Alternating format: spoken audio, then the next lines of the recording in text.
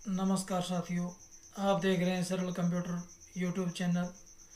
आज की वीडियो में बताने वाले हैं माइक्रोसॉफ्ट एक्सेल के अंदर किसी भी बिजनेस का हिसाब किताब कैसे रखें, यानी कि क्रेडिट डेबिट स्टेटमेंट आप कैसे बनाएं, लेजर बनाने हैं, खाते बनाने तो वो कैसे बनाएं।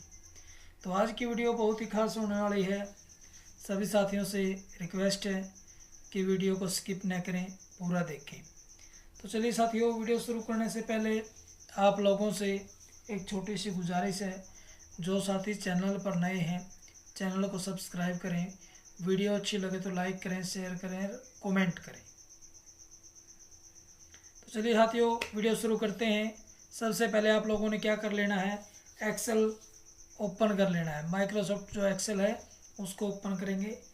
इस प्रकार आपके सामने माइक्रोसॉफ्ट एक्सेल ओपन हो जाएगा।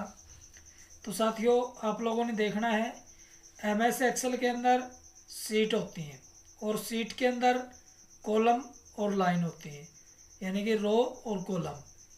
तो सबसे पहले आप लोगों ने क्या करना है, हम लोग लिखेंगे सबसे पहले सीरियल नंबर। जब आप लेजर बना रहे होते हैं उससे पहले भी यदि आप ऊपर इसको नाम देना चाहते हैं तो 2 से 3 4 कॉलम को सिलेक्ट करोगे। सिलेक्ट करने के बाद मर्ज एंड सेंटर कर दोगे। उसके बाद आप लोग क्या कर रहे हैं, क्रेडिट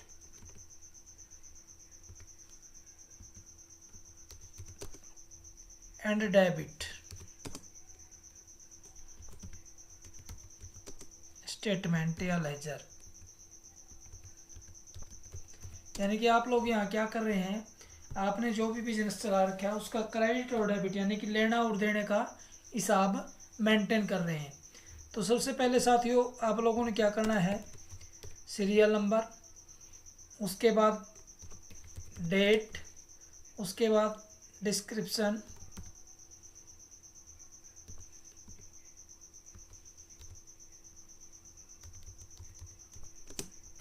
उसके बाद आपका क्रेडिट रहेगा, उसके बाद आपका डेबिट रहेगा। तो दोनों ऑप्शन आप लोगों ने डाल दिए इसमें। उसके बाद आपका बैलेंस जो आपके पास बैलेंस। अब आप लोगों ने क्या कर लेना है, थोड़े थोड़े जो हमारे कॉलम है इनका साइज बढ़ा लेंगे।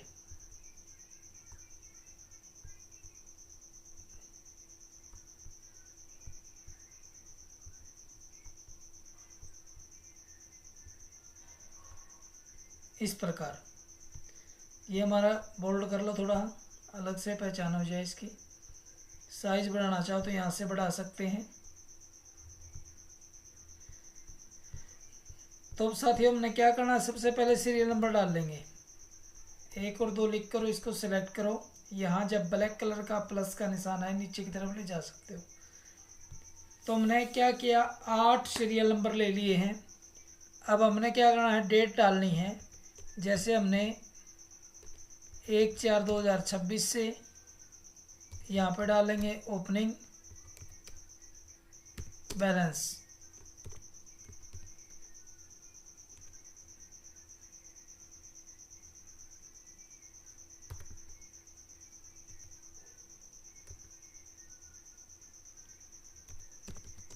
ओपनिंग बैलेंस हमने सबसे पहले, ओपनिंग बैलेंस क्या होता है, कैश इन हैंड, यानी कि जो हम स्टार्टिंग में लगाते हैं।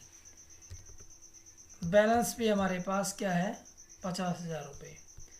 तो साथियों, अब हमने क्या करना है, एक्सेल के अंदर फॉर्मूला यानी कि सूत्र लगा करके आप लोग हिसाब किताब भी कर सकते हैं, जोड़ घटा भी कर सकते हैं।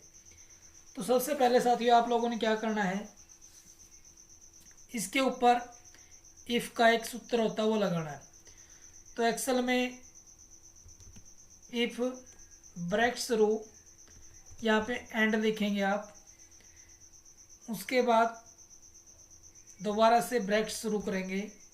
फिर क्या करना आप लोगों ने, इसके अंदर होते हैं लाइन और कॉलम दोनों। जो हमारा क्रेडिट है वो किस में है, डी में।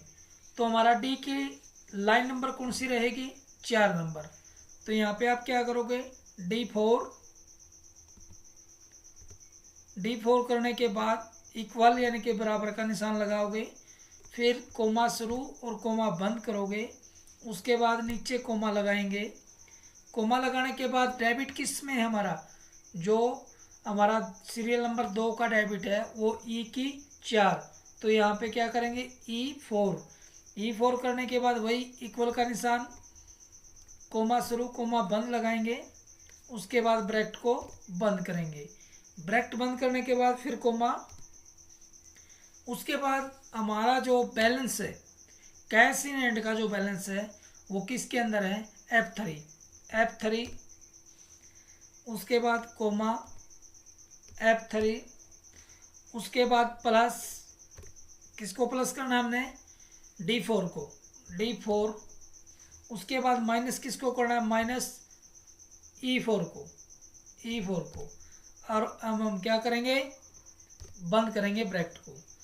अब ये हमने सूत्र लगा दिया, इफ ब्रैकेट शुरू एंड ब्रैकेट शुरू D4 हमने क्यों लिया, क्योंकि सीरियल नंबर 2 के अंदर हम क्रेडिट करेंगे और सीरियल नंबर 2 के ई कॉलम का जो है 4 नंबर लाइन है इसकी ई कॉलम की, तो उसको हम डेबिट करेंगे। उसके बाद F3 क्यों लिया, क्योंकि हमारा cash in hand F column है और 3 नंबर लाइन है। फिर F3 के प्लस में D4 क्यों लिया, क्योंकि हमने D कॉलम लाइन नंबर 4 में हमारा क्रेडिट करना है यानी कि जमा करना है। उसके बाद डेबिट E4 में डेबिट करना है। तो साथियों अब करेंगे एंटर। लेकिन एक बात का ध्यान रखें, एक्सेल में कोई भी सूत्र लगाने से पहले इक्वल यानी कि बराबर का निशान लगाना जरूरी होता है। तो साथियों हमारा जो हमने सूत्र लगाया उस सूत्र के अनुसार हमारा जो बैलेंस 50,000 है वो हमारे सूत्र के अनुसार आ गया। अब इसको यहाँ से लेके 8 नंबर तक सिलेक्ट करेंगे। तो साथियों हमारा कैश इन हैंड कितना, 50,000। अब हमने सीरियल नंबर 2 पे 2/4/2026 को हमने क्या कर लिया, एक टेबल ले ली। तो टेबल ले ली, इसका हमने मान के चलो पैसे देने हैं, ये आई 5,000 रुपये की। तो साथियों जो हमारा कैश इन हैंड कितना है, 45,000 रुपये हमारे पास बच गया। क्यों बचा अपने, क्योंकि हमने 50,000 लगाए।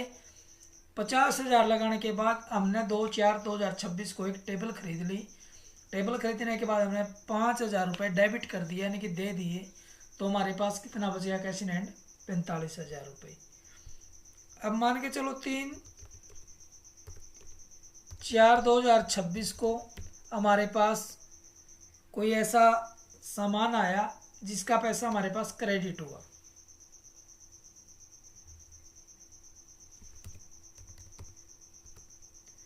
यदि हमारे पास 5500 रुपये क्रेडिट होगा, डेबिट हमारा की कोई है नहीं, तो हमारे पास कैश इन हैंड कितना हो गया, 50,500। तो उसी अनुसार आप लोगों ने 4 तारीख को 4/3/2026 को आपने किसी का पैसा देना था 500 रुपये। तो वापस फिर हमारा कैश इन हैंड कितना हो गया, 50,000 रुपये। इसी प्रकार 5 तारीख को आप लोगों ने 5/4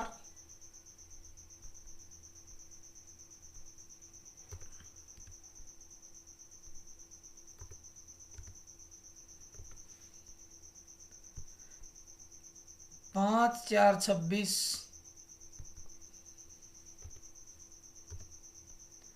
को आप लोगों ने मान के चलो कुछ पैसा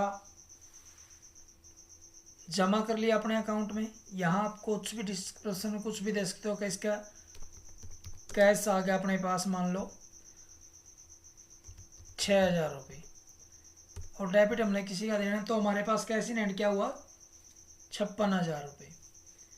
उसी प्रकार साथियों हमारे पास 6/4 को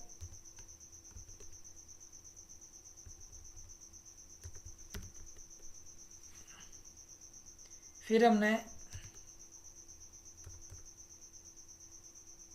केबल खरीद ली, तो केबल का पैसा हमने क्या होगा देना होगा 5,000 रुपये की। तो हमारे पास कितना बच गया 51,000 रुपये कैश इन हैंड। 7 तारीख को खरीद लिया हमने, या फिर 7 तारीख को हमारे पास कैश आ गया, हमारे पास कैश आ गया 1,200 रुपये। डेबिट हमारा कुछ है नहीं, तो 52,200 रुपये हमारे पास कैश इन हैंड होगा। अब 8 नंबर एंट्री में क्या करेंगे साथियों, 8 नंबर एंट्री में हमारे पास कैश भी आ गया और हमने किसी के डेबिट भी करने हैं, यानी कि देने भी हैं। 8/4/2026 को कैश ओब्लिक CPU हमने खरीद लिया। जैसे कैश आ गया हमारे पास 18,000 रुपये और देने हमने मान लो किसी के 17,000 रुपये। तो यहाँ पर क्रेडिट और डेबिट, क्रेडिट हमारे पास 18,000 रुपये है और डेबिट हमारे पास कितना है, हमने देना कितना 17,000 रुपये।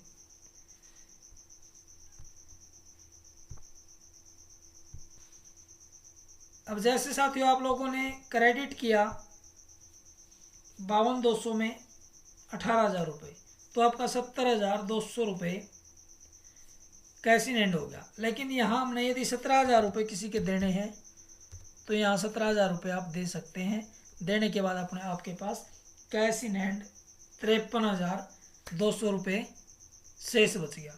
तो साथियों आज की वीडियो में सिर्फ इतना ही। तो आप लोग इस प्रकार अपने बिजनेस का हिसाब किताब रख सकते हैं माइक्रोसॉफ्ट एक्सेल के अंदर। तो आज की वीडियो में सिर्फ इतना ही। बने रहिए सरल कंप्यूटर यूट्यूब चैनल के साथ नेक्स्ट वीडियो तक। जो साथी चैनल पर नए हैं चैनल को सब्सक्राइब करें, वीडियो अच्छी लगे तो लाइक करें, शेयर करें और कमेंट करें। धन्यवाद।